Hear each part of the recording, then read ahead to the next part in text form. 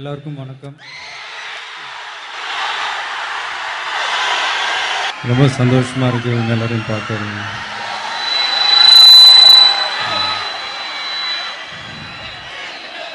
நண்பர் ஒருத்தர்கிட்ட கேட்டேன், என்னை எதுக்காக, எந்த படத்துக்காக இந்த அவார்டு எனக்கு கொடுத்தாங்க அப்படின்ட்டு. அவங்க சொன்னாங்க தலைவா படம் அப்படின்ட்டு. எனக்கு ஆச்சரியமாகவும் இருந்துச்சு, அதே நேரத்தில் சந்தோஷமாகவும் இருந்துச்சு. ஏன்னா சினிமாவில் வெற்றி தோல்விகள் சகஜம்தான், ஆனால் அதை மக்கள் தான் தீர்மானிக்குமே தவிர சூழ்நிலைகள் தீர்மானிக்கக்கூடாது. அப்படி ஒரு சூழ்நிலையில் சிக்கி நல்லா போயிருக்க வேண்டிய தலைவா படம் எதிர்பார்த்த அளவு போகல.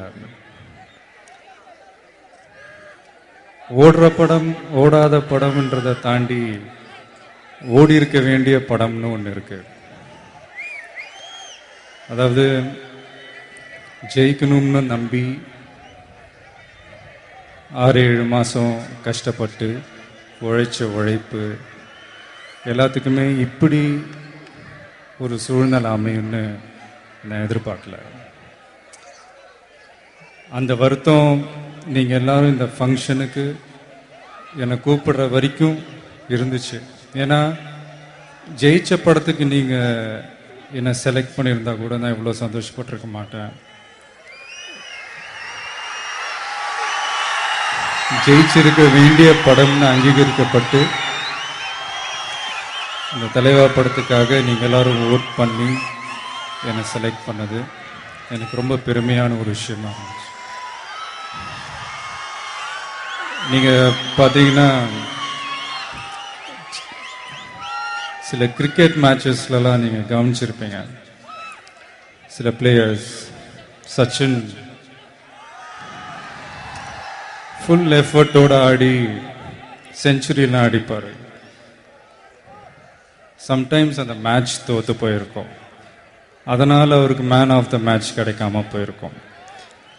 இங்கே மேட்ச் தோற்று போயிருந்தாலும் மேன் ஆஃப் த மேட்ச் எனக்கு கிடைச்சிருக்கு உங்களால். ரொம்ப சந்தோஷம். இது எனக்கு மட்டும் இல்லை, தலைவா படத்தினுடைய மொத்த டீமுக்குமே இது ஒரு உற்சாகமான ஒரு விஷயம். நான் ஜென்ரலாக யார்கிட்டையாவது க்ளோஸாக பழகிட்டேன்னா அவங்க என்னை விட வயசு கம்மினாலும் அவங்கள வாங்கண்ணா போங்கண்ணான்னு பேசி பழக்கம். அண்ணா யூனிவர்சிட்டியில் இருக்கிற அத்தனை பேருமே என் கூட ரொம்ப க்ளோஸ் ஆகிட்டீங்கன்னா, ஸோ லவ் யூண்ணா.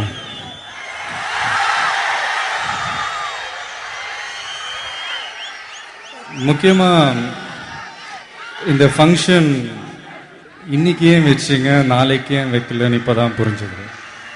நாளைக்கு எல்லாரும் பிஸியாக இருப்பீங்கல்ல. So happy Valentine's day, good luck and all the best. Thank you so much.